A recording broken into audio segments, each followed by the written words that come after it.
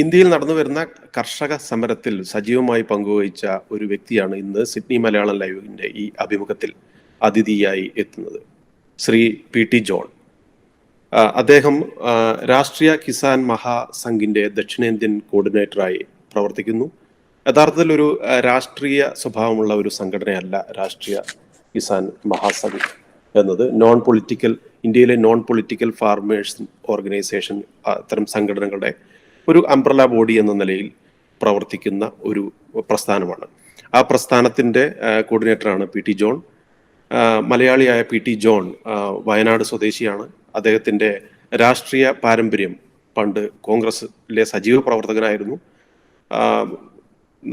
നരസിംഹറാവു ഗവൺമെന്റിന്റെ കാലഘട്ടത്തിൽ കോൺഗ്രസിൽ നടപ്പിലാക്കിയ പല മാറ്റങ്ങളും, അതായത് ആഗോളവൽക്കരണത്തിന്റെയും ഉദാരവൽക്കരണത്തിന്റെയും മാറ്റങ്ങളിൽ പ്രതിഷേധിച്ച് കോൺഗ്രസിൽ നിന്ന് ഇറങ്ങിപ്പോവുകയും സജീവമായ പൊളിറ്റിക്കൽ ആക്ടിവിസത്തിലേക്ക് നീങ്ങുകയും ചെയ്ത ഒരു വ്യക്തിയാണ് പി ടി ജോൺ എന്ന ജോണേട്ടൻ. ജോണേട്ട, ഈ അഭിമുഖത്തിലേക്ക് വളരെ സ്നേഹപൂർവ്വം സ്വാഗതം. സന്തോഷം. ഇന്ത്യയിലെ കർഷകർ നടത്തിക്കൊണ്ടിരിക്കുന്ന സമര പോരാട്ടത്തിലെ ഗൗരവമായി കാണാൻ സിഡ്നി മലയാളം ന്യൂസ് തയ്യാറായതിന് ഏറെ സന്തോഷം. വിളിച്ചതിലും ഞങ്ങളുമായി സംസാരിക്കാൻ തയ്യാറായതിലും. ജോണേട്ട, അത്ഭുതമെന്ന് പറയട്ടെ, ഞങ്ങളുടെ തലമുറയിൽപ്പെട്ടവർക്ക് ജോണേട്ടന്റെ മുഖവും ജോണേട്ടന്റെ സംസാരവും കേൾക്കാൻ കഴിഞ്ഞത് ഈ കഴിഞ്ഞ കുറച്ച് ദിവസങ്ങൾക്കിടയിലാണ്. സോഷ്യൽ മീഡിയയിലൂടെ ജോണേട്ടൻ സമരഭൂമിയിൽ നിന്ന് നടത്തിയ ആ സംസാരമാണ് ഞങ്ങളെ എല്ലാവരെയും ശ്രദ്ധയിൽപ്പെട്ടത്. വടക്കേ ഇന്ത്യയിൽ നടക്കുന്ന ഒരു കർഷക സമരത്തിൽ ഒരു മലയാളി പ്രാന്ത്യം വേറെ കണ്ടിട്ടുണ്ടെങ്കിലും മലയാളിയായ ജോണേട്ടന്റെ സംസാരം യഥാർത്ഥത്തിൽ ഞങ്ങളെ എല്ലാം വളരെ അത്ഭുതപ്പെടുത്തുകയാണ് ഉണ്ടായത്. ജോണേട്ടൻ ഇപ്പോൾ നാട്ടിൽ തിരിച്ചെത്തിയിട്ടുണ്ട്. ഈ അഭിമുഖത്തിൽ പങ്കെടുക്കുന്നത് എനിക്ക് അറിയാം. കണ്ണൂരിൽ നിന്നാണ് ജോണേട്ടൻ ഇപ്പോൾ ഈ അഭിമുഖത്തിൽ പങ്കെടുത്തുകൊണ്ടിരിക്കുന്നത്. ഇപ്പോൾ തലസ്ഥാനത്ത് ഡൽഹിയിൽ നടന്നുകൊണ്ടിരിക്കുന്ന ആ സമര പരിപാടിയുടെ സ്ഥിതി എന്താണ്? ഏത് രീതിയിലാണ് ഇപ്പോൾ അത് എത്തി നിൽക്കുന്നത്? ഒന്ന് പറയാമോ? നവംബർ 26-ാം തീയതി തുടങ്ങിയ സമരം ഇന്നേക്ക് 24 ദിവസമായിരിക്കും. ഈ 24 ദിവസം എന്ന് പറയുമ്പോൾ സമരം തുടങ്ങിയതിനേക്കാൾ വളരെ മോശപ്പെട്ട കാലാവസ്ഥയിലേക്ക്, തണുപ്പ് അതിഭീകരമായി വർദ്ധിക്കുകയും അത് സഹിക്കാൻ പറ്റാതെ ആളുകൾ നന്നായി ബുദ്ധിമുട്ടുന്നുണ്ട്. എന്നിട്ട് പോലും ഡൽഹിയിലേക്കുള്ള എല്ലാ പ്രവേശന കവാടത്തിലും പോലീസ് നമ്മളെ ബ്ലോക്ക് ചെയ്തതാണ്. ഞങ്ങൾ പ്രഖ്യാപിച്ച സമരം ഡൽഹി ചലോ എന്നുള്ളതാണ്. ഇതുവരെയും ഡൽഹിക്കകത്തേക്ക് പ്രവേശിക്കാൻ ഭരണകൂടം അനുവദിക്കാതെ ഞങ്ങളെ വഴിയിൽ തടഞ്ഞിട്ടുണ്ട്. തടഞ്ഞെടുത്ത് ഞങ്ങൾ നിൽക്കുന്നു. 5 നാഷണൽ ഹൈവേകളായിട്ട് ഇപ്പോൾ നമ്മുടെ സമരസഖാക്കൾ ഇരിക്കുകയാണ്. ഇതിനിടയിൽ 29 പേര് സമരഭൂമിയിൽ മരിച്ചു വീണു. അതിൽ ഒരാൾ സ്വയം ആത്മാഹുതി ചെയ്തതാണ്. ഒരു സർദാർ സ്വാമിജി. അദ്ദേഹം സിഖ് സമുദായത്തിലെ ഒരു ഗുരുസ്ഥാനീയനായുള്ള ആളാണ്. കർഷകർ നടത്തുന്ന ഈ സമരത്തോട് ഇന്ത്യ ഗവൺമെന്റ് കാണിക്കുന്ന നിഷേധാത്മകമായ സമീപനത്തിൽ പ്രതിഷേധിച്ച് സ്വയം വെടിവെച്ച് മരിക്കുകയായിരുന്നു അദ്ദേഹം ചെയ്തത്. സമരഭൂമിയിൽ വെച്ച് ആരുടെയും ശ്രദ്ധയിൽപ്പെടാതെ ഒരു ഭാഗത്തേക്ക് മാറി നിന്ന് അദ്ദേഹം സ്വയം ആത്മാഹുതി ചെയ്തു. മിനിയാന്ന് അദ്ദേഹത്തിന്റെ ശവസംസ്കാരം ഹരിയാനയിൽ നടത്തുകയും ചെയ്തു. ഗവൺമെന്റ് ശ്രമിച്ചുകൊണ്ടിരിക്കുന്നത് കാർഷിക മേഖലയിലേക്ക് കൂടി കോർപ്പറേറ്റ് ആധിപത്യം ഉറപ്പിക്കുക എന്നുള്ളതാണ്. ആ ലക്ഷ്യം ഗവൺമെന്റിനുണ്ട് എന്നുള്ളത് കൊണ്ടാണ് കർഷകരുമായി ഒരു തലത്തിൽ പോലും ചർച്ച ചെയ്യാതെയും ഇന്ത്യയിലെ രാഷ്ട്രീയ പ്രസ്ഥാനങ്ങളുമായി ഒരു കൺസെൻസസ് ഉണ്ടാക്കാതെ വളരെ പെട്ടെന്ന് പാർലമെന്റിൽ ഒരുതരം ബുൾഡോസ് ചെയ്യുക എന്ന രീതിയിൽ ഈ ബില്ലുകൾ പാസ്സാക്കിയെടുത്ത്. ജനാധിപത്യപരമായി പാലിക്കപ്പെടേണ്ടുന്ന പാർലമെന്ററി മര്യാദകൾ പോലും പാലിക്കാതെ ബില്ല് പാസ്സാക്കിയെടുത്തതിന്റെ പിന്നിൽ കൃത്യമായ ദുരുദ്ദേശമുണ്ട് എന്ന് മനസ്സിലാക്കിയത് കൊണ്ടാണ് ഓർഡിനൻസ് പുറപ്പെടുവിച്ച ജൂൺ 4 മുതൽ തന്നെ ഞങ്ങൾ വളരെ ശക്തമായി പറഞ്ഞുകൊണ്ടിരിക്കുന്നുണ്ടായിരുന്നു, ഈ ഓർഡിനൻസുകൾ പിൻവലിക്കുകയല്ലാതെ മറ്റു മാർഗമില്ല, ഞങ്ങൾ പൊരുതും. കഴിഞ്ഞ ഒരു 1.5 വർഷമായി ഞങ്ങൾ ശ്രമിച്ചുകൊണ്ടിരുന്ന സംഗതി, ഇന്ത്യയിലെ കർഷകനും തൊഴിലാളിക്കും പൊരുതി നിൽക്കാൻ സാധിക്കണമെങ്കിൽ കോമൺ പ്ലാറ്റ്ഫോം ഉണ്ടായേ പറ്റൂ. ഓരോരുത്തരായി ഓരോതരം സംഘടനകൾ ഉണ്ടാക്കുകയും ആ സംഘടനകളുടേതായ ഐഡന്റിറ്റിയിൽ അവരൊക്കെ ഇങ്ങനെ പോവുകയും ചെയ്യുന്നത് ഒരു ശക്തമായ പോരാട്ടത്തിന് ഗുണകരമാവില്ല എന്നത് ബോധ്യപ്പെട്ടുകൊണ്ടാണ് രാഷ്ട്രീയ കിസാൻ മഹാസംഘ് എന്ന് പറയുന്ന ഒരു ലൂസ് ഓർഗനൈസേഷൻ ഉണ്ടാക്കി. സംഘടനാ സംവിധാനമില്ല, എന്നാൽ ഒരു വിപുലമായ രീതിയിൽ എല്ലാവർക്കും വന്നു നിൽക്കാവുന്ന അവരവരുടെ വ്യക്തിത്വം കാത്തു സൂക്ഷിച്ചുകൊണ്ട് തന്നെ യോജിക്കാവുന്ന മേഖലകളിൽ യോജിച്ചു നിന്ന് പോരാട്ടത്തിനുള്ള വഴിയൊരുക്കാൻ സാധിക്കത്തക്ക രീതിയിലുള്ള ഒരു സംവിധാനം ഞങ്ങൾ ഒരുക്കിയത്. ഇതിന് പ്രസിഡന്റും സെക്രട്ടറിയും ഖജാൻജിയും ബാങ്ക് അക്കൗണ്ടും ഒന്നുമില്ല. ഓരോരോ സംഘടനകളിലും ആ സംഘടനകളുടെ വ്യക്തിത്വം നിലനിർത്തിക്കൊണ്ട് തന്നെ നമുക്ക് യോജിക്കാവുന്ന മേഖലകളിൽ യോജിച്ചു നിന്നുള്ള പോരാട്ടം ആ തരത്തിലാണ് കഴിഞ്ഞ കുറച്ച് കാലങ്ങളായി മുന്നോട്ട് പോയിക്കൊണ്ടിരുന്നത്. ആ തരത്തിൽ നടത്തിയ ഒരു പോരാട്ടത്തിന് 5 രക്തസാക്ഷികൾ ഉണ്ടായത് മധ്യപ്രദേശിലാണ്. മധ്യപ്രദേശിലെ BJP ഗവൺമെന്റ് 2018 5 കർഷകരെ മിനിമം സപ്പോർട്ട് പ്രൈസിന് വേണ്ടിയിട്ടുള്ള ഫൈറ്റിൽ വെടിവെച്ചുകൊണ്ട്. അതിനുശേഷവും കാശ്മീർ മുതൽ കന്യാകുമാരി വരെയുള്ള സംസ്ഥാനങ്ങളിൽ നിന്ന് 168 സംഘടനകൾ, ചെറുതും വലുതുമായിട്ട് സ്വതന്ത്ര കർഷക സംഘടനകൾ കേരളത്തിൽ ചർച്ച കൊണ്ട് നടക്കുന്ന ഇൻഫാം ഉൾപ്പെടെയുള്ളവർ ഇതിനകത്ത് ഞങ്ങളുടെ ഈ കൂട്ടായ്മയിൽ ഉണ്ടായി വന്നിട്ടുണ്ട്.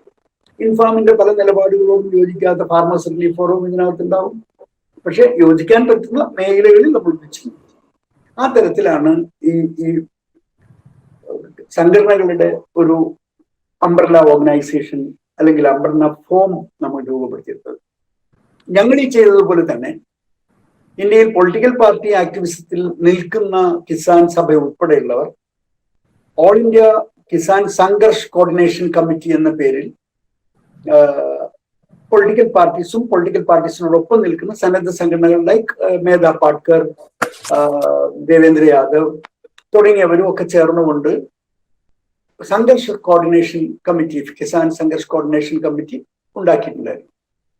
അപ്പൊ ഈ 2 സംഘങ്ങളെയും ഒന്നിപ്പിക്കുന്നതിൽ ഡൽഹിയിലെ നെഗോസിയേഷനുകളിൽ അതില് നമുക്ക് ഒന്നിച്ചു പോകണം എന്നത് രണ്ടും രണ്ടാവരുത്, നവംബർ 26-ാം തീയതി സമരം ഒന്നിച്ചാവണം എന്ന തരത്തിൽ ഗുരുദ്വാരകളിൽ വെച്ച് നടന്ന ചർച്ചകളിലൊക്കെ ഞാനും പങ്കെടുക്കുകയും എളിയ രീതിയിൽ എൻ്റെ കോൺട്രിബ്യൂഷൻ ഉണ്ടായി.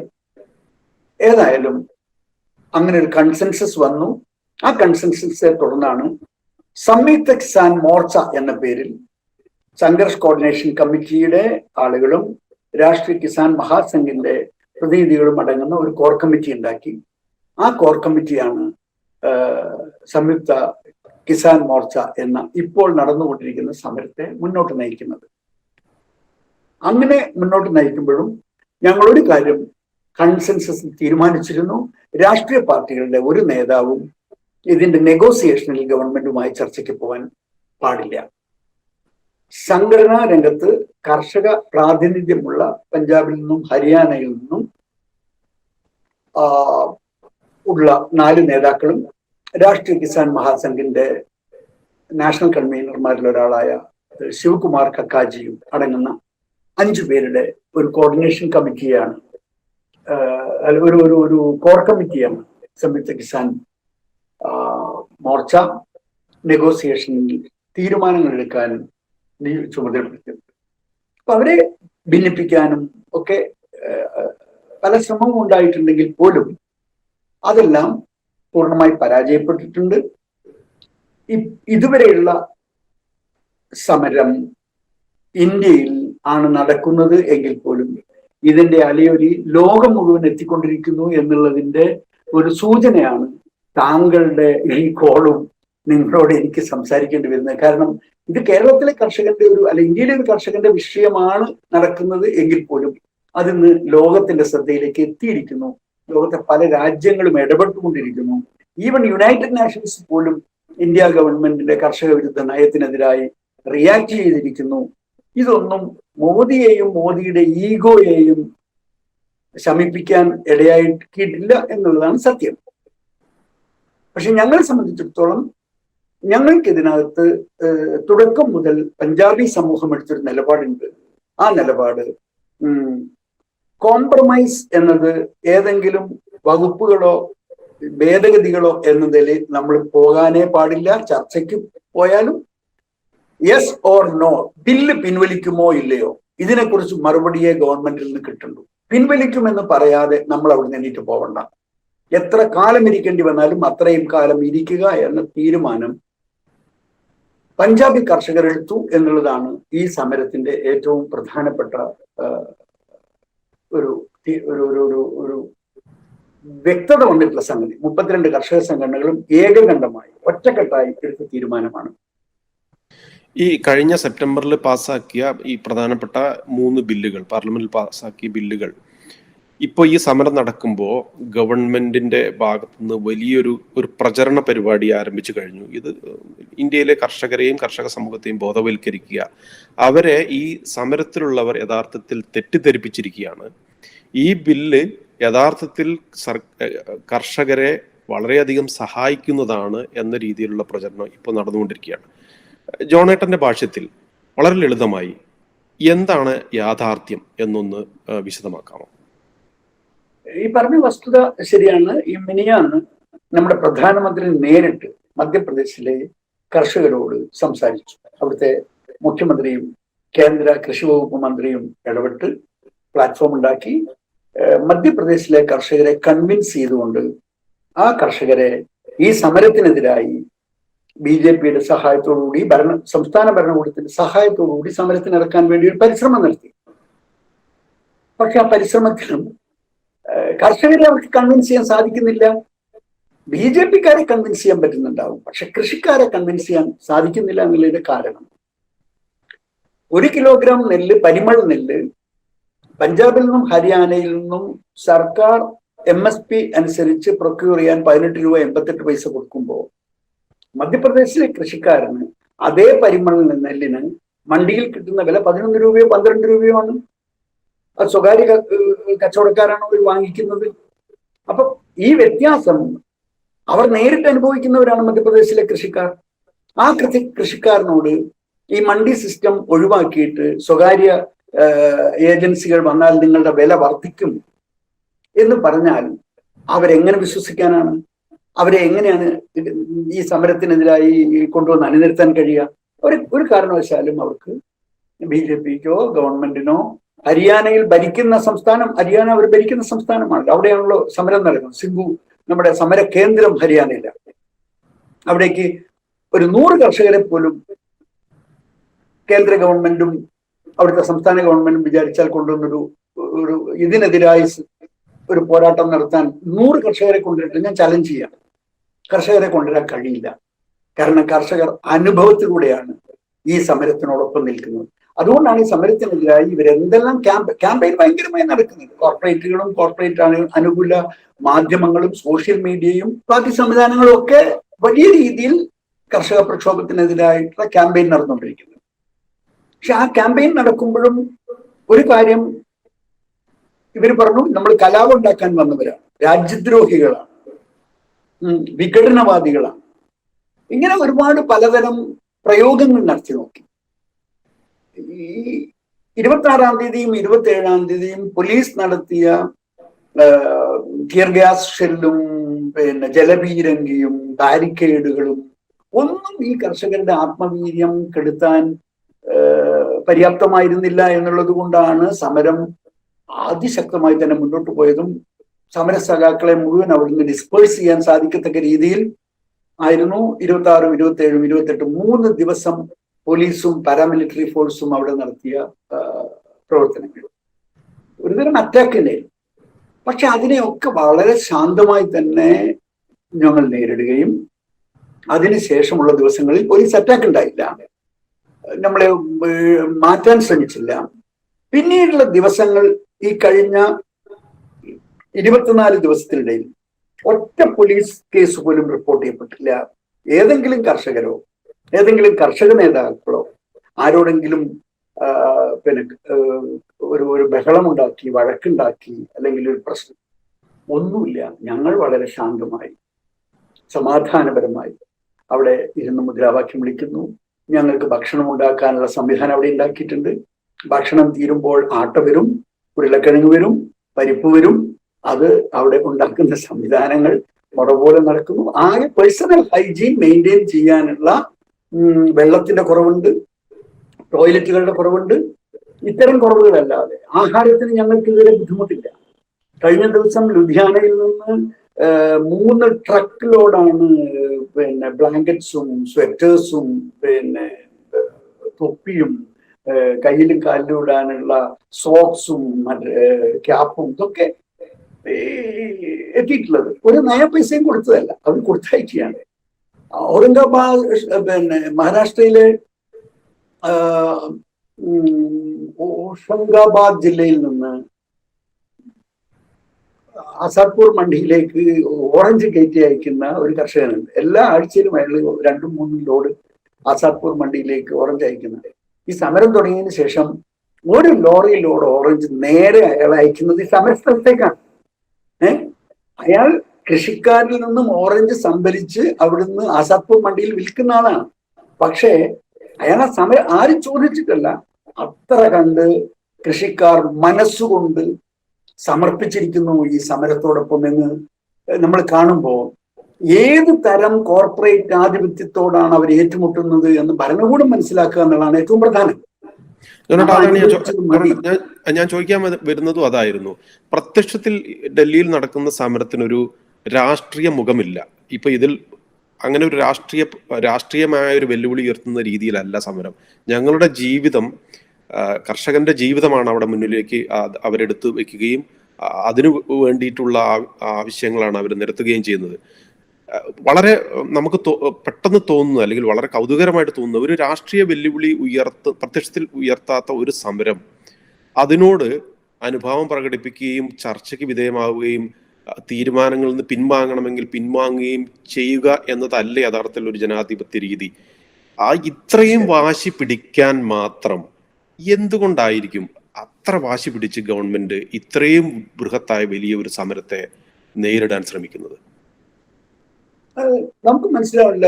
കർഷകർക്ക് വേണ്ടാത്തൊരു നിയമം കർഷകർ വേണ്ട എന്ന് തീർത്തു പറയുന്നു. ഇനിയിപ്പോഴും അവര് എന്താ പറയാ, ഒരു കർഷകന്റെ അഭിപ്രായ വോട്ട് വേണമെങ്കിൽ സ്വീകരിക്കട്ടെ.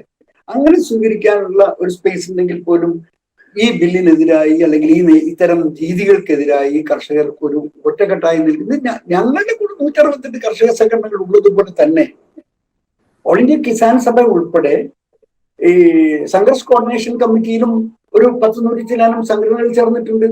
ഇത് രണ്ടും കൂടി ചേരുമ്പോഴത്തേക്ക് ഇന്ത്യയിലെ പ്രധാനപ്പെട്ട 100-300 സംഘടനകളാണ് ചേർന്നിട്ടുള്ളത്. ഈ സംഘടനകൾക്കെല്ലാം അതിൻ്റെതായ മാസ് ബേസ് ഉണ്ട്.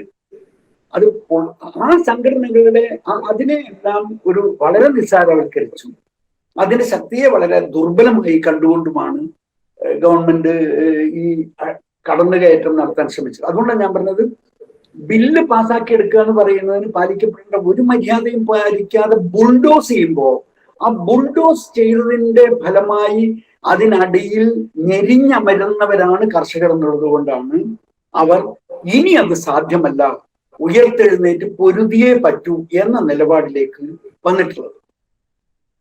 ഇതില് ഗവൺമെന്റ് ഇതിനകത്ത് നിലപാടെടുത്തിരിക്കുന്നത് ഇതെന്ത് വില കൊടുത്ത് നടപ്പാക്കുന്നുള്ളതാണ്. അത് understanding between Adani and Ambani എന്നുള്ള കാര്യത്തിൽ ഒരു തർക്കവുമില്ല. എല്ലാ സംഗതികളും ആ തരത്തിൽ രൂപപ്പെടുത്തി മുന്നോട്ട് കൊണ്ടുപോവുക എന്നുള്ളത് കൊണ്ടാണ് ഇതിങ്ങനെ സംഭവിച്ചുകൊണ്ടിരിക്കുന്നത്. അതിന് ഒരുപാട് ഉദാഹരണങ്ങൾ ഞാൻ അതിലേക്കൊന്നും കിടക്കുന്നില്ല. നമ്മളെ സംബന്ധിച്ചിടത്തോളം നമുക്ക് ബേസിക് ആയിട്ടുള്ള ഒരു കാര്യമുള്ളൂ, കോസ്റ്റ് ഓഫ് പ്രൊഡക്ഷൻ അഷ്വർ ചെയ്യപ്പെടണം, ഉൽപാദന ചെലവ് നമുക്ക് കിട്ടണം. ഇത് തരാൻ സാധിക്കുന്ന തരത്തിലുള്ള ഒരു റിപ്പോർട്ട് ഗവൺമെന്റ് മുമ്പിൽ ഉണ്ടെന്ന് മാത്രമല്ല, ആ റിപ്പോർട്ട് നടപ്പാക്കുമെന്ന് തെരഞ്ഞെടുപ്പ് മാനിഫെസ്റ്റോയിൽ 2014 എഴുതി വെച്ചവരാണ് NDA, BJP. MS Swaminathan commission ശുപാർശ അനുസരിച്ച് C2+50 ഫോർമുല ഇംപ്ലിമെന്റ് ചെയ്യും എന്ന് മാനിഫെസ്റ്റോയിൽ എഴുതി വെച്ച് വോട്ട് വാങ്ങി അധികാരത്തിൽ വന്നതിന് ശേഷം ആ പ്രോമിസ് പാലിക്കാതിരുന്നതാണ് ഞങ്ങൾക്കുള്ള പരാതി. ആ പ്രോമിസ് പാലിച്ചിട്ടുണ്ടെങ്കിൽ, C2+50 എന്ന് പറഞ്ഞ ഫോർമുല പാലിച്ചിട്ടുണ്ടെങ്കിൽ ഞങ്ങൾ ഒരു സബ്സിഡിക്ക് വേണ്ടിയും കേന്ദ്ര ഗവൺമെന്റ് പിന്നാലെ പോവില്ല. ഞങ്ങൾക്കൊരു ലോൺ വെയ്വറും ആവശ്യമില്ല. ഞങ്ങൾക്കൊരു സൗജന്യവും വേണ്ട. ബിക്കോസ് ഞങ്ങൾ കൃഷി ചെയ്യുന്നവർക്ക് ഉൽപാദന ചെലവ് അഷ്വർ ചെയ്യപ്പെടുന്നു ആ ഫോർമുലയിൽ. 10 രൂപയാണ് ഏത്തക്ക ഉണ്ടാക്കാൻ ഞങ്ങളുടെ കോസ്റ്റ് വരുന്നതെങ്കിൽ 25 രൂപ ഞങ്ങൾക്ക് അഷ്വർ ചെയ്യപ്പെടുന്നതാണ് സ്വാമിനാഥൻ കമ്മീഷൻ ശുപാർശ. അത് നടപ്പാക്കാതിരിക്കുകയും, നടപ്പാക്കാമെന്ന് കമ്മിറ്റ് ചെയ്തിട്ട് നടപ്പാക്കാതിരിക്കുകയും, ആരും ആവശ്യപ്പെടാതെ, ഒരു കർഷക സംഘടനകളോടും ആലോചിക്കാതെ, ഒരു പൊളിറ്റിക്കൽ പാർട്ടികളുടെ മുമ്പിലും ചർച്ച ചെയ്യാതെ ഇത്തരത്തിലൊരു 3 നിയമം, അതും എസൻഷ്യൽ കമ്മോഡിറ്റീസ് ആക്ട് അമെൻമെന്റ് എന്ന് പറയുന്നത് മാത്രം നിങ്ങൾ എടുത്തു നോക്കൂ. എസൻഷ്യൽ കമ്മോഡിറ്റീസ് ആക്ട് 1955 ഉണ്ടാകുന്നത് ഇന്ത്യയിലെ കടുത്ത ദാരിദ്ര്യത്തിന്റെയും പട്ടിണിയുടെയും പശ്ചാത്തലത്തിൽ പൂഴ്ത്തിവെപ്പുകളും കരിഞ്ചകന്തകളും തടയാൻ വേണ്ടി അന്നത്തെ കാലത്തെ ഭരണാധികാരികൾ ഉണ്ടാക്കിയ നിയമമാണ്.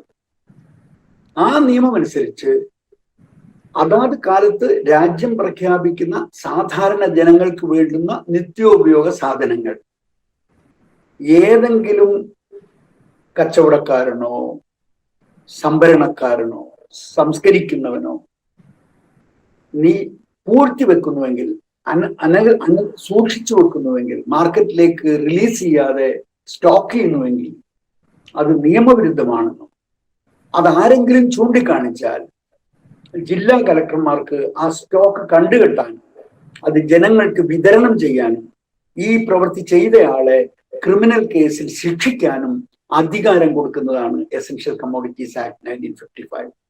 ആ ആക്ട് 2020 വരെയുള്ള കാലത്തിനിടയിൽ ഒരിക്കൽ പോലും അമെൻഡ് ചെയ്തിട്ടില്ല. ഇപ്പോൾ ഈ അഗ്രികൾച്ചർ ബില്ലുകളുടെ കൂട്ടത്തിൽ അത് അമെൻഡ് ചെയ്തിരിക്കുന്നു. എങ്ങനെ അമെൻഡ് ചെയ്തു? ഈ പ്രൊട്ടക്ഷൻ ജനങ്ങൾക്കും ഭരണകൂടത്തിനും, ജനങ്ങൾക്ക് ഭരണകൂടം നൽകിയിരുന്ന ഫുഡ് സെക്യൂരിറ്റിയുടെ കാര്യത്തിലുള്ള പ്രൊട്ടക്ഷൻ മുഴുവൻ എടുത്തു കളഞ്ഞിട്ട് പറഞ്ഞിരിക്കുന്നു 100% പ്രൈസ് ഹൈക്ക് ഉണ്ടായാൽ മാത്രമേ ഗവൺമെന്റ് ഇനി ഇടപെടൂ. നിങ്ങൾ സംഭരിച്ച് സൂക്ഷിക്കുന്ന സാധനങ്ങൾ മാർക്കറ്റിലേക്ക് റിലീസ് ചെയ്യാതെ 99% റിലീസ് വിലവർധനം ഉണ്ടായാലും ഞങ്ങൾ ഇടപെടില്ല. ഗവൺമെന്റ് 100% വിലവർധനം ഉണ്ടായാൽ മാത്രമേ ഗവൺമെന്റ് ഇടപെടൂ എന്നാണ് പുതിയ അമെൻമെന്റ്. ഇതാരെ സഹായിക്കാനാണ്? പൂഴ്ത്തിവെക്കാൻ അംബാനിക്കാവട്ടെ, അദാനിക്കാവട്ടെ, ഏത് മൾട്ടിനാഷണൽ കമ്പനിക്കാവട്ടെ, ഏത് കോർപ്പറേറ്റിനാ പണമുള്ളവന് അവന് ഇഷ്ടമുള്ളത്ര സാധനം വാങ്ങി സൂക്ഷിക്കാനും അവന് ഇഷ്ടമുള്ളപ്പോൾ അത് വിൽക്കാനും അവന് തോന്നിയ വിലയ്ക്ക് വിൽക്കാനും നിയമപരമായ അംഗീകാരം പാർലമെന്റ് കൊടുത്തിരിക്കുന്നു ഈ അമെൻമെന്റിലൂടെ. ഇത് പാവപ്പെട്ടവനെ സഹായിക്കാനാണോ അതോ കമ്പനികളെ സഹായിക്കാനാണോ? അതിൽ നിന്ന് ആരംഭിക്കണം ബാക്കി ഫാർമേഴ്സിന്റെ എംപവർമെന്റിനും പ്രൊട്ടക്ഷനും വേണ്ടി ഉണ്ടാക്കിയ നിയമം. ഇതിൽ നിന്ന് തന്നെ ബാക്കി കൂട്ടി വായിക്കണം. എംപവർമെന്റ് എന്നുള്ള വാക്കുള്ളത് കൊണ്ടോ പ്രൊട്ടക്ഷൻ എന്നുള്ള വാക്കുള്ളത് കൊണ്ടോ എംപവർമെന്റും പ്രൊട്ടക്ഷനും ഉണ്ടാവില്ലല്ലോ. ബില്ലിന്റെ പേരിൽ എംപവർമെന്റ് ഉണ്ടാക്കുന്നു, ബില്ലിന്റെ പേരിനകത്ത് പ്രൊട്ടക്ഷൻ ഉണ്ടാകുന്നു. പക്ഷെ കണ്ടന്റിൽ ചതി കാണിക്കുകയാണ്, ചതിക്കുകയാണ്. കർഷകരെ പച്ചയ്ക്ക് ചതിക്കുകയാണ് ചെയ്തിട്ടുള്ളത്. അവര് സ്റ്റേജ് ബൈ സ്റ്റേജ് ആയിട്ടുള്ള സമരത്തിലേക്ക് ആദ്യം ഗാവ് ബന്ദ് നടത്തി, 10 ദിവസം ഭക്ഷണം ബ്ലോക്ക് ചെയ്തിട്ടുള്ള സമരം നടത്തി. അത് കഴിഞ്ഞ് റോഡ് ബ്ലോക്ക് നടത്തി, റോഡ് ബ്ലോക്കിന് ശേഷം റെയിൽ ബ്ലോക്ക് നടത്തി. അപ്പൊ ഇതെല്ലാം ഒരു തുടർച്ചയായ സമരം പഞ്ചാബിൽ നിന്നും ഹരിയാനയിൽ നിന്നും തുടങ്ങി വരികയും അതൊക്കെ പുല്ലുപോലെ കണക്കാക്കി ഭരണകൂടം മുന്നോട്ട് പോയിക്കൊണ്ടേയിരുന്നു. അങ്ങനെ ഇരിക്കുന്ന ഘട്ടത്തിലാണ് ഈ കോഡ് ഓഫ് ലേബറിന്റെ പേരിൽ ഇന്ത്യൻ ട്രേഡ് യൂണിയനുകൾ നവംബർ 26 സമരം പ്രഖ്യാപിക്കുന്നത്. കോഡ് ഓഫ് ലേബർ പാസ്സാക്കിയത് ഇതുപോലെ തന്നെയാണ്. ഇന്ത്യയിലെ സംഘടിതമായ ട്രേഡ് യൂണിയനുകളെ മുഴുവൻ നോക്കുകുത്തിയാക്കിക്കൊണ്ട് തൊഴിലാളികൾ ഇക്കണ്ട കാലം മുഴുവൻ നേടിയെടുത്ത സമസ്ത അവകാശങ്ങളും അധികാരങ്ങളും ഇല്ലാതാക്കുന്ന തരത്തിൽ കോഡ് ഓഫ് ലേബർ പാസ്സാക്കി നടപ്പാക്കുക. ഇന്ത്യൻ ട്രേഡ് യൂണിയനുകൾ എല്ലാം ചേർന്നുകൊണ്ട് ഒരു പൊതുപണിമുടക്ക് പ്രഖ്യാപിക്കുന്നു November 26. ആ ദിവസം ഞങ്ങളോട് അവർ ഡിസ്കസ് ചെയ്തിട്ടില്ല, കൃഷിക്കാരെ അവർ കൺസേൺഡ് ആയിട്ടില്ല. പക്ഷെ ഞങ്ങളെടുത്ത ഡിസിഷൻ ട്രേഡ് യൂണിയനുകൾ പ്രഖ്യാപിച്ച പൊതുപണിമുടപ്പിന്റെ അന്ന് തന്നെ ഇന്ത്യയിലെ കർഷകരെയും നമുക്ക് ഡൽഹിയിലേക്ക് മാർച്ച് ചെയ്യിക്കണം. അങ്ങനെയാണ് ഡൽഹി ചലോ 26 സ്റ്റാർട്ട് ചെയ്യാൻ ഞങ്ങൾ തീരുമാനിക്കുന്നത്. അത് കർഷകരും തൊഴിലാളികളും ഒന്നിച്ചു ചേർന്നുള്ള ഒരു മൂവ്മെന്റ് ബിൽഡിംഗ് ഞങ്ങൾ ശ്രമിച്ചുകൊണ്ടിരിക്കുന്നു. അതിനുവേണ്ടി ഞങ്ങൾ രാഷ്ട്രീയ കിസാൻ മസ്ദൂർ സംഘ് എന്ന പേരിൽ ഒരു നാഷണൽ ട്രേഡ് യൂണിയൻ, ഒരു സെൻട്രൽ ട്രേഡ് യൂണിയൻ ഇപ്പോൾ രജിസ്റ്റർ ചെയ്തിട്ടുണ്ട് ഡൽഹിയിൽ. തൊഴിലാളിയെയും കർഷകനെയും ഒന്നിപ്പിച്ചു നിർത്തുകൊണ്ടുള്ള ഒരു പോരാട്ടത്തിനല്ലാതെ ഇന്ത്യയിലെ കോർപ്പറേറ്റ് ആധിപത്യത്തെ ചെറുക്കാനാവില്ല എന്ന കൃത്യബോധത്തിൽ നിന്നാണ് അത്തരത്തിലുള്ള ട്രേഡ് യൂണിയന് ഇപ്പൊ ഞങ്ങൾ രൂപം കൊടുക്കുകയും രജിസ്റ്റർ ചെയ്യുകയും ചെയ്തിട്ടുള്ളത്. ഉദാരവൽക്കരണത്തിന്റെയും ആഗോളവൽക്കരണത്തിന്റെയും മാറ്റങ്ങൾ അല്ലെങ്കിൽ അത്തരം കാര്യങ്ങൾ ഇന്ത്യയിലേക്ക് കൊണ്ടുവരുന്നതിൽ മുൻകൈ എടുത്തത് കോൺഗ്രസ് ഗവൺമെന്റ് ആണ്. പ്രത്യേകിച്ച് എടുത്തു പറയുകയാണെങ്കിൽ നരസിംഹറാവു ഗവൺമെന്റ് തുടങ്ങി വെച്ച് മൻമോഹൻ സിംഗ് മുതൽ ഇങ്ങനെ വരികയാണ് ചെയ്തത്. അതിന്റെ ഒക്കെ തുടർച്ചയൊക്കെയാണിത്, അല്ലാതെ ഞങ്ങളായി കൊണ്ടുവന്ന ഒരു നിയമപരിഷ്കരണമല്ല എന്നൊരു ക്യാമ്പയിൻ കൂടി സർക്കാരിന്റെ ഭാഗത്തു നിന്ന് വന്നിട്ടുണ്ട്. എന്താണ് ജോണേട്ടന് അതിനെക്കുറിച്ച് പറയാനുള്ളത്? തീർച്ചയായും അതൊരു വസ്തുതയാണ്. നിയോ ലിബറൽ പോളിസീസ് ആരംഭിച്ചിട്ടുള്ളത് മൻമോഹൻ സിംഗും കോൺഗ്രസും തന്നെയാണെന്ന് എല്ലാവർക്കും അറിയാം. പക്ഷെ അവരത് ആരംഭിച്ചെങ്കിലും അതിന്റെ നടപ്പാക്കൽ ഓരോ ഘട്ടത്തിലും അറ്റ്ലീസ്റ്റ് കൺസേൺഡ് ആയിട്ടുള്ള ആളുകളോടുള്ള ഒരു ചർച്ചയും തീരുമാനവും കൂടി എടുത്തുകൊണ്ടൊക്കെയായിരുന്നു പോയിക്കൊണ്ടിരുന്നത്. ഇവിടെ ഇവരുടെ നടപടി എന്ന് പറയുന്നത് ഇവരത് സ്റ്റേക്ക് ഹോൾഡേഴ്സിനോടെങ്കിലും ഒന്ന് കൺസൾട്ട് ചെയ്യുന്ന ഒരു രീതി അതുപോലും ഇല്ലാത്ത തരത്തിൽ സർവം കോർപ്പറേറ്റുകൾക്ക് അടിമപ്പെടുന്ന തരത്തിലാണ് പോയിക്കൊണ്ടിരിക്കുന്നത്. വിൽപ്പന എന്ത് സാധനവും വിൽക്കുകയാണ്. ഇപ്പൊ ഞങ്ങൾ ഈ എസെൻഷ്യൽ കമ്മോഡിറ്റീസ് ആക്ട് അമെൻഡ് ചെയ്തതോടുകൂടി നമ്മൾ കാണണം, നാളെ PDS സിസ്റ്റം, റേഷൻ സിസ്റ്റം എന്ന് പറയുന്നത് കേരളത്തിന്റെ നട്ടല്ലല്ലേ, രാജ്യത്തിന്റെ നട്ടല്ലല്ലേ. ആ റേഷൻ സിസ്റ്റം നിന്ന് പോകും. കാരണം FCI ഇവർ വിൽക്കും, റെയിൽവേ ഇവർ വിൽക്കും, അതുണ്ടാവില്ല. അപ്പൊ ഇവര് കോൺഗ്രസിന്റെ കുറ്റം പറയുമ്പോൾ നമ്മൾ കോൺഗ്രസിനെ ജസ്റ്റിഫൈ ചെയ്യാൻ ഒരിക്കലില്ല. കോൺഗ്രസ് ആണ് ഈ നിയോ ലിബറൽ പോളിസീസ് കൊണ്ടുവന്നത്. അതിനെതിരായിട്ടുള്ള സ്ട്രഗിളുമായിട്ട് ഇറങ്ങിയിട്ടുള്ള ഒരുപാട് ഗ്രൂപ്പുകൾ അന്നേ ഉണ്ടായിരുന്നു. അത് പിന്നെ നമ്മളെ പോലുള്ള ആളുകളൊക്കെ ഞാൻ മാത്രമല്ല, അത് പിന്നെ ഈ കോൺഗ്രസ് നയം പോലെ തന്നെ അതിനെ സപ്പോർട്ട് ചെയ്യുന്നവരാണ് BJPയും RSSും എന്നുള്ളത് കൊണ്ട് BJPയിൽ നിന്നും RSSൽ നിന്നും ഫൈറ്റ് ചെയ്ത് പുറത്തു വന്ന ഗോവിന്ദാചാര്യയെ പോലുള്ള ആളുകൾ ഞങ്ങൾ ഒന്നിച്ചാണ് ഇപ്പോൾ ഉള്ളത്. ഗോവിന്ദാചാര്യയും അദ്ദേഹത്തോടൊപ്പം നിന്നിരുന്ന ആളുകളും BJPയോടും RSSനോടും ഫൈറ്റ് ചെയ്താണ് അതിനകത്ത് പുറത്തു വരുന്നത്. ഈ സ്വദേശി മൂവ്മെന്റ് എന്നുള്ള മുദ്രാവാക്യം വിളിക്കുകയും സകല വിദേശി കമ്പനികൾക്കും അടിയറവുകയും ചെയ്യുന്നത് ജനങ്ങളെ ചതിക്കുകയാണെന്ന് പച്ചയ്ക്ക് പറഞ്ഞുകൊണ്ടാണ് ഗോവിന്ദാചാര്യ പുറത്തേക്ക് വന്നത്. അപ്പൊ ഇന്നത്തെ ഈ ഘട്ടത്തിൽ ഞങ്ങൾ എല്ലാവരും ഒന്നിച്ചിരിക്കുന്നു. ഗോവിന്ദാചാര്യ ഞങ്ങളുടെ ഉണ്ട്, അത്തരം ആളുകൾ എല്ലാവരും ഒന്നിച്ചിരിക്കുന്നു. അപ്പൊ കോൺഗ്രസ് ആയിരുന്നു തുടങ്ങി വെച്ചത്, അല്ലെങ്കിൽ കോൺഗ്രസിൻ്റെതാണ് ഞങ്ങൾ കണ്ടിന്യൂ ചെയ്യുന്നതെന്ന് പറഞ്ഞ കാര്യമില്ല. ഞങ്ങൾ കോൺഗ്രസ് ആരംഭിച്ച സ്വതന്ത്ര വ്യാപാര കരാറുകൾ ഓരോന്നും, ഫ്രീ ട്രേഡ് എഗ്രിമെന്റുകൾ, അത് മൾട്ടിലാറ്ററൽ എഗ്രിമെന്റുകളായാലും ബൈലാറ്ററൽ എഗ്രിമെന്റുകളായാലും ഒപ്പിട്ട എല്ലാ ഫ്രീ ട്രേഡ് എഗ്രിമെന്റുകളും ഒരു സ്വതന്ത്ര വ്യാപാരവും ഇല്ല, ഓരോ സെക്ടറിനെയും തകർക്കുകയായിരുന്നു. ഇപ്പൊ ശ്രീലങ്കയുമായിട്ട് ഫ്രീ ട്രേഡ് എഗ്രിമെന്റ് ഒപ്പിട്ട് കഴിഞ്ഞതിന്റെ അടുത്ത ഇമ്പാക്ട് എന്ന് പറയുന്നത് ഇന്ത്യയിലെ തേയില കർഷകൻ കഷ്ടത്തിലാവുകയാണ്. ചെറുകിട തേയില കർഷകൻ കഷ്ടത്തിലാവുന്നു, അവന്റെ ഉൽപ്പന്നത്തിന് വിലയില്ലാതാവുന്നു, അവൻ ബുദ്ധിമുട്ടിലാവുന്നു. പിന്നെ ASEAN എഗ്രിമെന്റ് ഒപ്പിട്ടതോടുകൂടി റബ്ബർ കർഷകന്റെ നാട്ടിലൊടിയുന്നു. ഇതെല്ലാം ഫ്രീ ട്രേഡിന്റെ പേരിൽ ഉണ്ടാകുന്ന കരാറുകളായിരുന്നു. ഈ ഫ്രീ ട്രേഡുകളിലൂടെ അതിർത്തിയില്ലാത്ത വ്യാപാരം. എന്താ അതിർത്തിയില്ലാത്ത വ്യാപാരം? അതിർത്തിയില്ലാത്ത ഒരു മനുഷ്യന് പോലും അങ്ങോട്ടും ഇങ്ങോട്ടും കടക്കാൻ കഴിയില്ല. നിങ്ങൾ എന്തിനാ വിസ ഇൻസിസ്റ്റ് ചെയ്യുന്നത്? രാജ്യത്ത് നിന്ന് അങ്ങോട്ടും ഇങ്ങോട്ടും മനുഷ്യന് യാത്ര ചെയ്യാൻ ഇത്രയും നിയന്ത്രണങ്ങളുണ്ടെടുത്ത് ചരക്കുകൾ ഒരു നിയന്ത്രണവും ഇല്ലാതെ കൊണ്ടുപോകാം എന്ന് പറഞ്ഞുകൊണ്ടുണ്ടാക്കുന്ന കരാറുകളെല്ലാം തന്നെ കോർപ്പറേറ്റുകളുടെ ലാഭം വർദ്ധിപ്പിക്കാൻ വേണ്ടി ഉൽപാദകനെയും അവന്റെ രാജ്യത്തെയും ചതിക്കാൻ വേണ്ടി തന്നെയായിരുന്നു എന്നുള്ളത് കഴിഞ്ഞ കുറച്ച് വർഷങ്ങൾക്കുള്ളിൽ നടന്നിട്ടുള്ള ഈ കരാറിന്റെ ഇമ്പാക്റ്റിന്റെയും പഠനത്തിൽ നിന്ന് നമുക്ക് മനസ്സിലാകാൻ പറ്റും. അതുകൊണ്ടാണ് ഞങ്ങൾ ഈ റീജിയണൽ കോംപ്രഹെൻസീവ് എക്കണോമിക് പാർട്ണർഷിപ്പ് എന്ന് പറയുന്ന കരാർ, RCEP കരാർ, അതിനകത്ത് ഓസ്ട്രേലിയയും ഉൾപ്പെടുന്നുണ്ട്. ഓസ്ട്രേലിയ ഉൾപ്പെടെയുള്ള ആ കരാറിൽ നിന്ന് ഇന്ത്യ പുറത്തേക്ക് വരണം എന്ന രീതിയിൽ നിരന്തരമായി യുദ്ധം ചെയ്യുക ചെയ്തത്. ഇന്ത്യ ഗവൺമെന്റ് അത് ഒപ്പിട്ടേ അടങ്ങൂ എന്ന സ്റ്റാൻഡിലാണ് നിന്നുണ്ടായിരുന്നു. അതിനെതിരായി എന്തെല്ലാം 11 സംസ്ഥാന നിയമസഭകൾ യുനാനിമസ് ആയിട്ട് റെസൊല്യൂഷൻ പാസ്സാക്കി. പ്രതിപക്ഷവും ഭരണകക്ഷിയും ഒന്നിച്ച് 11 സംസ്ഥാന നിയമസഭകൾ പ്രമേയം പാസ്സാക്കിയിട്ടും ആ നിയമം നടപ്പാക്കുമെന്ന സ്റ്റാൻഡിൽ തന്നെ മോദിയും കൊമേഴ്സ് മിനിസ്ട്രിയിൽ നിന്നിരുന്നു. എന്താ അർത്ഥം? ആർക്ക് വേണ്ടി എന്നൊരു ചോദ്യം. ഈ ജനങ്ങളുടെ വോട്ട് മേടിച്ച് അധികാരത്തിൽ വരിക, അധികാരത്തിന്റെ സർവ്വ സൗകര്യങ്ങളും അനുഭവിച്ചുകൊണ്ട് ഈ ജനങ്ങൾക്കെതിരായി തന്നെ നിയമം പാസ്സാക്കുക. എന്തൊരു കഷ്ടം! അങ്ങനെ ആലോചിച്ചു. നമ്മൾ പോയി വോട്ട് ചെയ്ത് ആ വോട്ട് വാങ്ങി അധികാരത്തിലെത്തുന്നവർ ആ അധികാരം ഉപയോഗിച്ച് നമ്മളെ തന്നെ ചതിക്കാനും വഞ്ചിക്കാനും വേണ്ടിയിട്ടുള്ള നിയമം, in the name of empowerment, in the name of protection, in the name of പറഞ്ഞിട്ട് ചെയ്തോണ്ടിരിക്കല്ലേ. ജോണേട്ടാ, ഇപ്പൊ ഈ സമരത്തിന് വിവിധ കോണുകളിൽ നിന്ന് ഇതിന് നിരവധി സപ്പോർട്ടുകൾ ലഭിച്ചുകൊണ്ടിരിക്കുകയാണ്. ഇപ്പൊ ഏറ്റവും ശ്രദ്ധേയമായ ഒരു വാർത്ത കഴിഞ്ഞ ദിവസം വന്നത്, ഡൽഹി നിയമസഭയിൽ മുഖ്യമന്ത്രി കെജ്രിവാൾ ഈ കർഷക ബില്ല് കീറി എറിഞ്ഞ് പ്രതിഷേധിക്കുന്ന ഒരു സാഹചര്യം ഉണ്ടായി. മറ്റ് സംസ്ഥാനങ്ങളിൽ നിന്ന് ഏത് തരത്തിലുള്ള, ഞാൻ ഉദ്ദേശിച്ചത് മറ്റ് സംസ്ഥാന സർക്കാരുകളുടെ ഭാഗത്തു നിന്ന് ഇതിനനുകൂലമായ ഒരു സപ്പോർട്ട് ലഭിച്ചു വരുന്നുണ്ടോ? എന്താണ് സ്ഥിതി?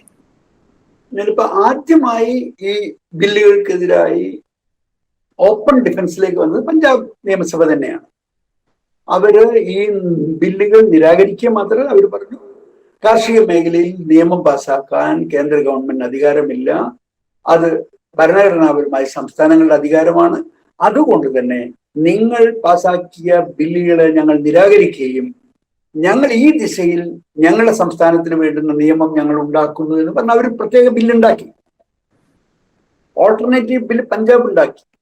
അതുപോലെ തന്നെ ഛത്തീസ്ഗഡും ബില്ലുകൾ അവരുടേതായിട്ടുള്ള രീതിയിൽ അവരുടെ സംസ്ഥാനത്തിന് വേണ്ട അഗ്രികൾച്ചർ ബില്ലുകൾ ഇതേ ആംഗിളിൽ അവരുണ്ടാക്കി.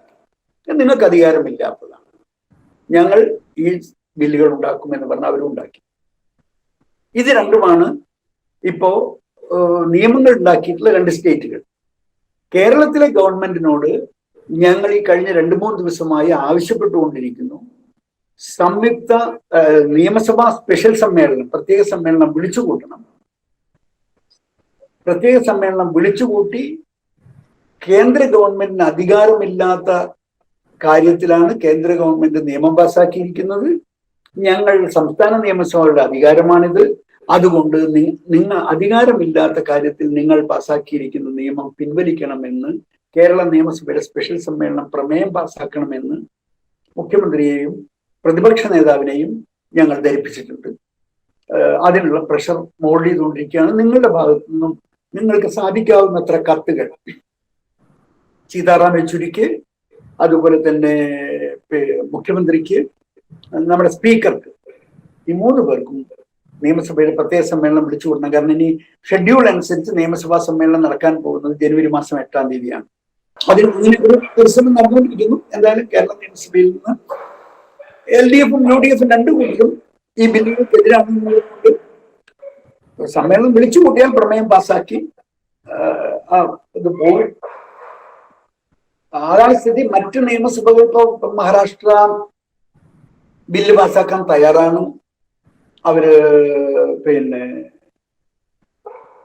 നമ്മുടെ കൂടെ നിൽക്കും നമ്മൾ വിചാരിക്കുന്നു. ഇതുവരെയും NCPയും അവരുടെ മുഖ്യമന്ത്രിയും നമുക്കെതിരായിട്ടൊരു സ്റ്റാൻഡ് പറഞ്ഞിട്ടില്ല. ശരത് പവാർ വളരെ സ്ട്രോങ് ആയിട്ടുള്ള നിലപാട് നിന്നിട്ടുണ്ട്. ബാക്കി സംസ്ഥാനങ്ങൾ കൂടുതലും BJP ഭരിക്കുന്ന സംസ്ഥാനങ്ങളായതിൻ്റെതായ ബുദ്ധിമുട്ടുകൾ നമ്മൾ ഫേസ് ചെയ്യുന്നു. പക്ഷെ എൻ്റെ ഒരു നിഗമനം, ഈ പോരാട്ടത്തിൽ BJP തോൽക്കേണ്ടി വരും, അല്ലെങ്കിൽ ഭരണകൂടത്തിന് മുട്ടുകൊടുക്കേണ്ടി വരും. കാരണം അത്രയും പച്ചയ്ക്ക് കോർപ്പറേറ്റുകൾക്ക് വേണ്ടിയാണ് നിയമനിർമ്മാണം നടത്തിയിരിക്കുന്നത് എന്ന് ഈ നിയമം കൃത്യമായി മനസ്സിലാക്കാൻ ശ്രമിക്കുന്ന ആർക്കും ബോധ്യം. കാരണം intention of essential commodities act മാത്രം പരിശോധിച്ചാൽ മതി. എന്തിനാണ് ഈ ബില്ലുകൾക്കൊപ്പം എസെൻഷ്യൽ കമ്മോഡിറ്റീസ് ആക്ട് അമെൻഡ് ചെയ്തത്? അവിടെ ആ സൂചന കൃത്യമായി കിട്ടും.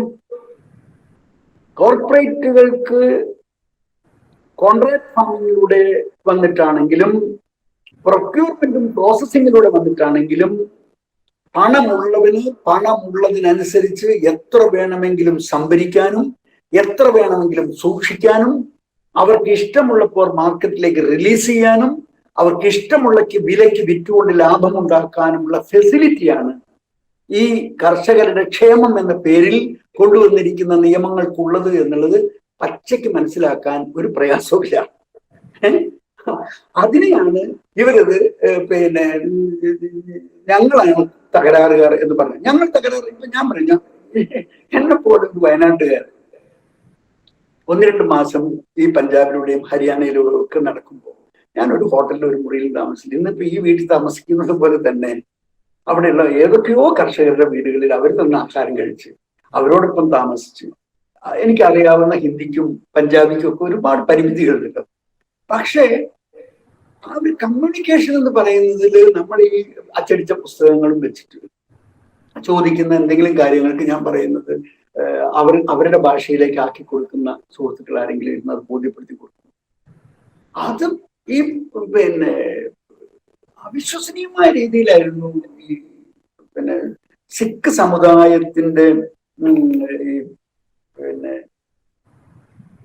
ഈ ഗുരുദ്വാരകളുടെ ഇൻവോൾവ്മെന്റ് പറയാതിരിക്കുമ്പോൾ ആ ഗുരുദ്വാരകൾ അവരത് 100% കൺവിൻസ്ഡ് ആയതുകൊണ്ടാണ് ഈ സമരം ഈ ദിശയിൽ ഇത്രയും ശക്തിമായി പോകുന്നത്. വേറെ കേവല ദൈവവിശ്വാസവും പ്രാർത്ഥനയും അതിന്റെ സംഗതികൾക്ക് അപ്പുറത്തേക്ക് മനുഷ്യന്റെ അതിജീവനത്തെ തകർക്കാൻ ശ്രമിക്കുന്ന ശക്തികളെ ഇല്ലാതാക്കിയിട്ടില്ലെങ്കിൽ മനുഷ്യ സമൂഹത്തിന്റെ നിലനിൽപ്പ് എന്നേക്കും ഇല്ലാതായി പോകും എന്ന ബോധ്യത്തിൽ നിന്നാണ് അവര് ഇതിനെ സപ്പോർട്ട് ചെയ്ത് ഇതിനെ രീതിയിൽ എത്തിച്ചിട്ടുള്ളത്. അതുപോലെ തന്നെ ഈ അവിടുത്തെ സർപഞ്ച് എന്ന് പറയുന്നത് നമ്മുടെ നാട്ടിലെ പഞ്ചായത്ത് പ്രസിഡന്റ്, സർപഞ്ചിനെ നേരിട്ട് തെരഞ്ഞെടുക്കുന്നതാണ് ഗ്രാമം. ആ ഗ്രാമത്തിലെ സർപഞ്ചിനോടൊപ്പം പഞ്ചായത്ത് അംഗങ്ങളും ഉണ്ടാവും. അപ്പൊ അവിടുത്തെ കൃഷി രീതിയിൽ പാറ്റേൺ ഓഫ് അഗ്രികൾച്ചർ ഡിസൈഡ് ചെയ്യുന്നതിൽ ഏറ്റവും പ്രധാനപ്പെട്ട റോള് ഈ സർപഞ്ചിനും ഗ്രാമസഭയ്ക്കുമാണ്. ഇത്തവണ നെൽകൃഷി ചെയ്തു, അടുത്ത തവണ നമ്മൾ കരിമ്പ് ചെയ്യണോ അല്ലെങ്കിൽ നമ്മൾ കടുക് ചെയ്യണോ അല്ലെങ്കിൽ ഉരുളക്കിഴങ്ങ് ചെയ്യണോ, അത് തീരുമാനിക്കുന്നത് depends on the climate, depends on the availability of water. ഇവരെ ഈ സർപഞ്ചാ തീരുമാനിക്കുക. അങ്ങനെ ഈ കൃഷിയുടെ രീതിയും കൃഷി ചെയ്യുന്നതും അതിന്റെ സംഭരണവും കാര്യങ്ങളും എല്ലാം ഈ ഗ്രാമത്തിലെ ജനങ്ങളുമായിട്ട് ഇൻവോൾവ് ചെയ്ത് നടന്നുകൊണ്ടിരിക്കുന്ന ഒരു സംഗതി ആയതുകൊണ്ടാണ് അതില്ലാതായി എവിടെയോ കിടക്കുന്ന ഏതോ കോർപ്പറേറ്റിന്റെ കയ്യിൽ ഇതെല്ലാം കൂടെ ചെന്ന് ചേരാൻ പോകുന്നു എന്ന് അവർക്ക് ബോധ്യമാണ്. നമ്മളെല്ലാവരും ഇനി ഇവന്റെയൊക്കെ പണിക്കാരനോ ഇവന്റെയൊക്കെ ഒരു കേവല ജോലിക്കാരായി നടക്കേണ്ടവരാവുകയാണ്. അവർ പണവുമായിട്ട് വരുന്നു, അവർക്ക് എല്ലാം ആധിപത്യം ഉറപ്പിക്കുന്നു, നമുക്ക് അവർ തരുന്നത് മേടിച്ച് നമ്മളിങ്ങനെ കൈ കെട്ടി ഇരുന്നാൽ മതി, നിങ്ങൾ ഇനി കഷ്ടപ്പാടൊന്നും വേണ്ട, നിങ്ങൾക്ക് ബുദ്ധിമുട്ടൊന്നുമില്ല, നിങ്ങൾ വയലാണ്, അവരവരുടെ മെഷീൻ കൊണ്ടുവന്നിട്ട് പണിയെടുപ്പിച്ചോളും, നിങ്ങൾക്ക് മാസം ഇത്ര രൂപ നമുക്ക് തരും, അത് മേടിച്ച് നിങ്ങൾ സ്വസ്ഥമായിട്ട് ഇരുന്നാൽ മതി എന്ന് പറയുമ്പോ ഇവന്റെ ആത്മാഭിമാനം എന്ന് പറഞ്ഞ സ്ഥാനമുണ്ട് കൃഷിക്കാരന്റെ. ആ ആത്മാഭിമാനം, ഞാൻ ഏതെങ്കിലും എവിടെയോ കിടക്കുന്ന ഒരു കമ്പനിയുടെ അടിമയായി ജീവിക്കേണ്ടവനല്ല, എനിക്ക് എന്റെ അന്തസ് നിലനിർത്തി ജീവിക്കാൻ പറ്റുന്ന പരിതോവസ്ഥ ഉണ്ടാവണം എന്ന ബോധ്യത്തിൽ നിന്നാണ് ഈ പോരാട്ടം ആരംഭിക്കുന്നത്. അതുകൊണ്ട് ഞാൻ പറഞ്ഞത് ഈ പോരാട്ടത്തെ ഇവർ കരുതുന്നത് പോലെ നിസ്സാരവൽക്കരിച്ച് കാണുന്നത് കൊണ്ട് ഒരർത്ഥവുമില്ല. വെടിവെച്ച് തീർക്കുക എന്നല്ലാതെ അവരെ തിരിച്ചു പറഞ്ഞയക്കാൻ പറ്റില്ല. അപ്പൊ 24 ദിവസം ഈ ക്ലൈമാറ്റിക് ഇത്രയും കടുത്ത് 5% 5 ഡിഗ്രിയാണ് ഇപ്പോഴത്തെ തണുപ്പ് എന്ന് പറയുന്നത്. ഞാനിപ്പോ നാട്ടിലുള്ളത്. ഞാൻ കേരളത്തിൽ നിന്ന് അങ്ങോട്ടേക്ക് അയക്കാൻ 76 പേര് ഈ പോവാനായിട്ട് ടിക്കറ്റ് ബുക്ക് ചെയ്തിരുന്നു. പക്ഷെ അവിടുന്ന് കക്കാച്ചൊക്കെ ഇങ്ങോട്ട് വിളിച്ചു പറഞ്ഞു അയക്കാതിരിക്കുക നല്ലത്. കാരണം വന്നു കഴിഞ്ഞാൽ വരുന്നവരിൽ ആർക്കെങ്കിലും ഒക്കെ അസുഖം വന്നു കഴിഞ്ഞാൽ അവരെ കൊണ്ട് ആശുപത്രിയിൽ പോവുകയും അവരെ പരിചരിക്കുകയും ചെയ്യാന്നൊക്കെ പറയുന്നത് നമുക്കും ബുദ്ധിമുട്ടാകും. ഇവിടെ ആളില്ലാത്ത കുഴപ്പമില്ല. ആളുകളുടെ എണ്ണം ഇഷ്ടംപോലെ സമരരംഗത്തുണ്ട്. അതുകൊണ്ട് കേരളത്തിൽ നിന്നൊക്കെ ആളുകൾ വരുന്നുണ്ടെങ്കിൽ അവരവരുടെ റെസ്പോൺസിബിലിറ്റിയിൽ അവരവർ വന്നു പോകുന്നെങ്കിൽ പോയിക്കോട്ടെ. അല്ലാതെ കോമൺ റെസ്പോൺസിബിലിറ്റി എടുക്കണ്ട.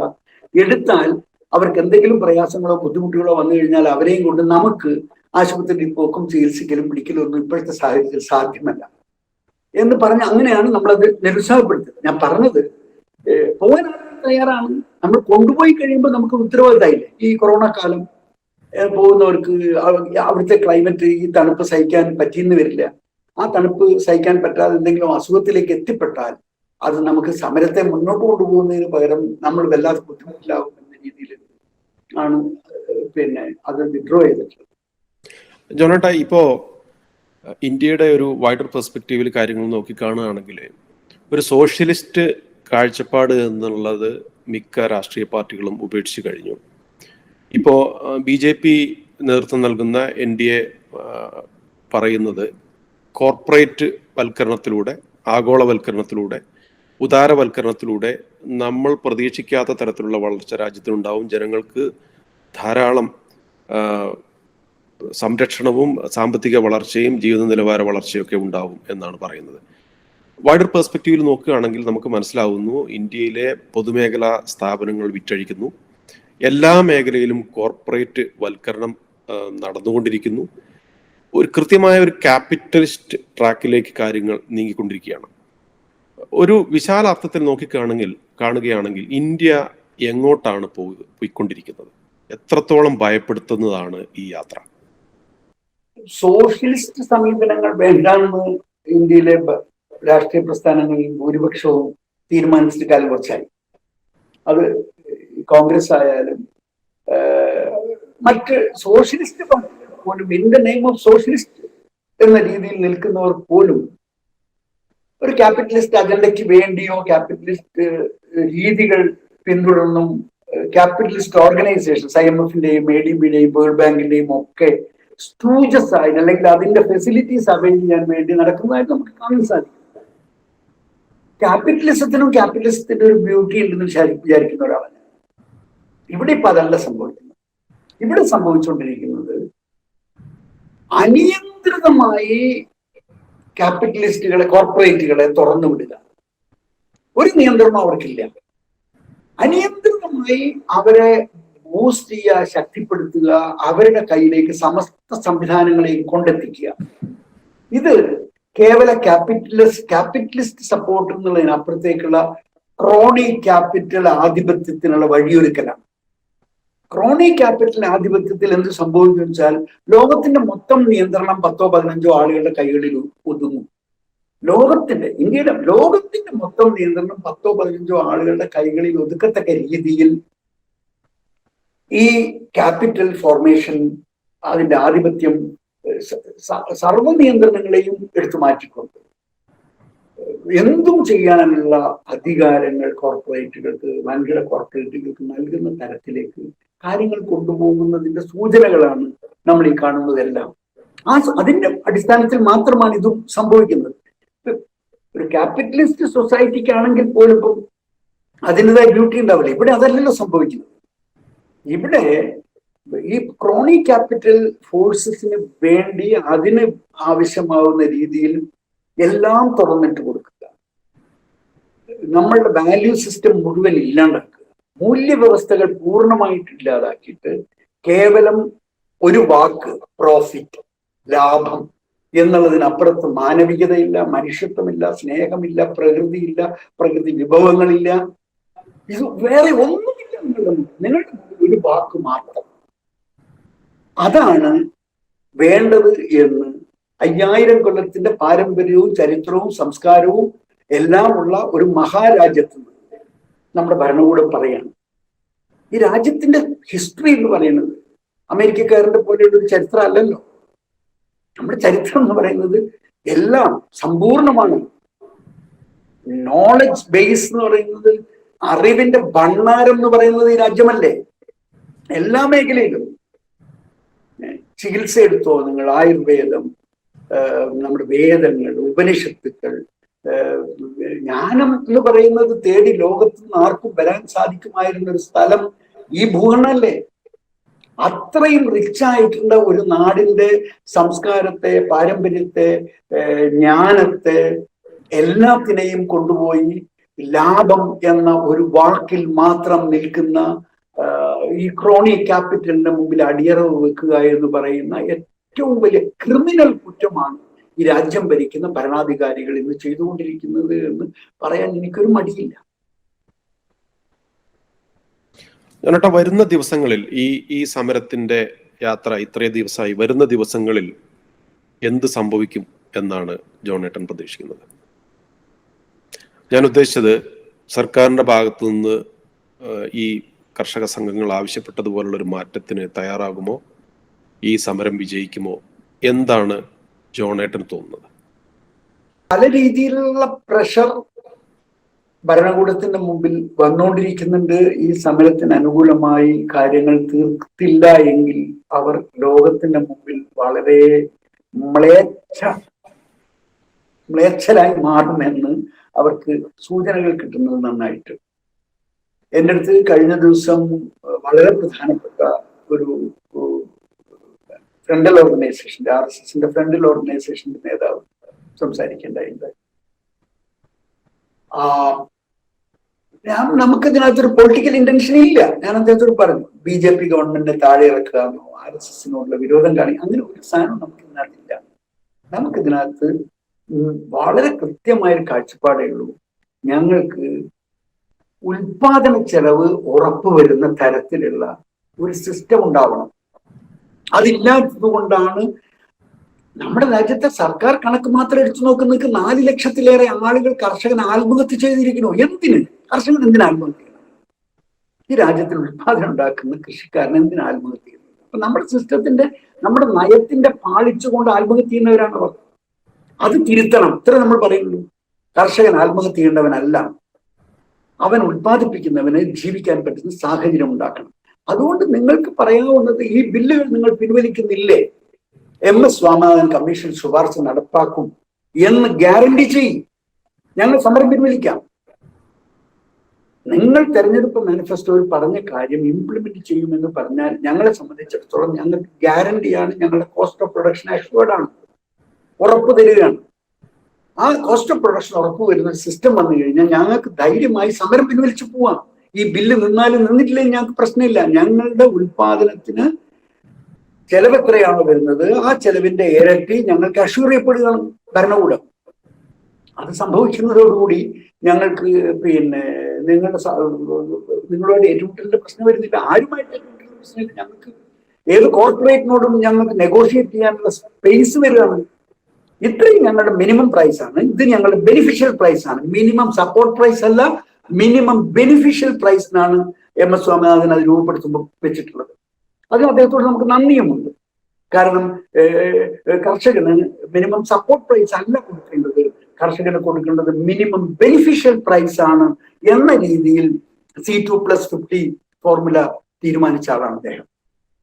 അത് അഷ്വർ ചെയ്യപ്പെട്ടു കഴിഞ്ഞാൽ നമുക്ക് യുദ്ധമില്ല, നമ്മൾ അന്ന് പിരിച്ചുവിടാം, പോവാം, ഞങ്ങൾ അവസാനിപ്പിച്ചു പോവാം. അപ്പൊ ഇത് നിങ്ങൾക്ക് നിങ്ങളുടെ ഹയറപ്സിലുള്ള സംഘത്തിന്റെ പല നേതാക്കന്മാരെയും ബോധ്യപ്പെടുത്തി തീരുമാനിക്കാം എന്നാണ് നമ്മൾ പറയുന്നത്. അതിനവർ തയ്യാറാവുന്നില്ലെങ്കിൽ ഈ നിയമം വെച്ചുകൊണ്ട്, ഇതിപ്പോ പാർലമെന്റ് പാസ്സാക്കുക മാത്രമല്ല, രാഷ്ട്രപതി ഒപ്പിട്ടു, ഇംപ്ലിമെന്റ് ചെയ്തതാണ്. അത് നടപ്പാക്കപ്പെടുന്നതോടുകൂടി, അതിപ്പോ പഞ്ചാബിലും ഹരിയാനയിലും നടപ്പാക്കാൻ പറ്റാതിരിക്കുന്നത് ഈ റെസിസ്റ്റൻസ് ഉള്ളത് കൊണ്ടാണ്. റെസിസ്റ്റൻസ് ഇല്ലെങ്കിൽ അവരത് APMC ആക്ട് ഇല്ലാണ്ടാവണു, ഓപ്പൺ മാർക്കറ്റ് ആവണു. ഓപ്പൺ മാർക്കറ്റ് ആകുമ്പോൾ 18 രൂപ 88 പൈസ കിട്ടുന്ന പരിമൾ റൈസ്, നെല്ല് അവർക്ക് ഓപ്പൺ മാർക്കറ്റിൽ വിൽക്കേണ്ടി വരും. ആ ഓപ്പൺ മാർക്കറ്റിൽ വിൽക്കേണ്ടി വരുമ്പോൾ ഇപ്പം മധ്യപ്രദേശിലെയോ ബീഹാറിലെയോ ഓപ്പൺ മാർക്കറ്റിലെ വിലയായ 15 രൂപയ്ക്ക് അവരും അവിടെ കൊടുക്കേണ്ടി വരും, അല്ലെങ്കിൽ 11 രൂപയ്ക്കോ 12 രൂപയ്ക്കോ അവർക്ക് കൊടുക്കേണ്ടി വരും. അപ്പൊ അതിനെ ഒരു തരത്തിലും അവർ അംഗീകരിക്കില്ല എന്നുള്ളത് കൊണ്ട് അവരെ വെടിവെച്ച് തീർക്കാതെ ഈ സമരം തോൽപ്പിക്കാൻ ഇന്ത്യ ഗവൺമെന്റ് വിചാരിച്ച സാധ്യത. ജോണേട്ട, ഏതൊരു ഇന്ത്യൻ പൗരനും ഏതൊരു മനുഷ്യവർഗത്തെ സ്നേഹിക്കുന്ന ഏതൊരാളെയും ത്രസിപ്പിക്കുന്ന ഒരു സമര പരിപാടിയാണ് ഇന്ത്യയിൽ നടന്നുകൊണ്ടിരിക്കുന്നത്. വൈകാരികമായി വളരെയധികം നമ്മളെ അത് സ്വാധീനിക്കുന്ന ഒരു സ്വഭാവം കൂടി അതിനുണ്ട്. ഏതായാലും വരുന്ന ദിവസങ്ങളിലെ ഈ സമരയാത്ര അതിൻ്റെ ലക്ഷ്യത്തിലേക്ക് എത്താൻ കഴിയട്ടെ എന്ന് ആശംസിക്കുകയാണ്. പ്രത്യേകിച്ച് ജോണേട്ടനെ പോലുള്ളൊരു വ്യക്തി കേരളത്തിലെ, ഒരുപക്ഷെ ഞാൻ വ്യക്തിപരമായി പറയാൻ ഇഷ്ടപ്പെടുന്നു, കേരളത്തിലെ ഞങ്ങളെല്ലാം ഉൾപ്പെടുന്ന മലയാളികളെ പ്രതിനിധീകരിക്കുന്ന ഒരു വ്യക്തി ഈ സമരത്തിലെ വ്യക്തിയാണെന്ന് വിശേഷിപ്പിക്കുന്നതിൽ എനിക്ക് വളരെ സന്തോഷമേ ഉള്ളൂ. ഏതായാലും ഈ സമരത്തെ ഒരു വിജയത്തിലേക്ക് നയിക്കാൻ കാരണമാവട്ടെ എന്ന് ആശംസിക്കുകയാണ്. ഒരു കാരണവശാലും ജോണേട്ടൻ പറഞ്ഞ പോലെ ഞങ്ങളെ വെടിവെച്ച് തീർക്കാനേ പറ്റൂ എന്ന ഒരു സാഹചര്യത്തിലേക്ക് അത് പോകാതിരിക്കട്ടെ. ഞങ്ങൾ ഇത്ര സമയം ചെലവഴിച്ചത് വളരെ സന്തോഷമുണ്ട്. ഇനിയും ജോണേട്ടനുമായി മറ്റൊരവസരത്തിൽ സംസാരിക്കാൻ കഴിയട്ടെ എന്ന് ആഗ്രഹിക്കുകയും ചെയ്യുന്നു. സന്തോഷം. ഓസ്ട്രേലിയയിലെ എല്ലാ മലയാളികൾക്കും ഇത് കേൾക്കുകയും കാണുകയും ചെയ്യുന്ന എല്ലാവർക്കും ഞങ്ങൾ കർഷകരുടെ പേരിൽ അഭിവാദ്യം അർപ്പിക്കുന്നു. ഞങ്ങളോടൊപ്പം നിങ്ങളുടെ മനസ്സുണ്ടാവും, ഞങ്ങൾക്ക് ഉറപ്പുണ്ട്. സന്തോഷം. Thank you ജോണേട്ട.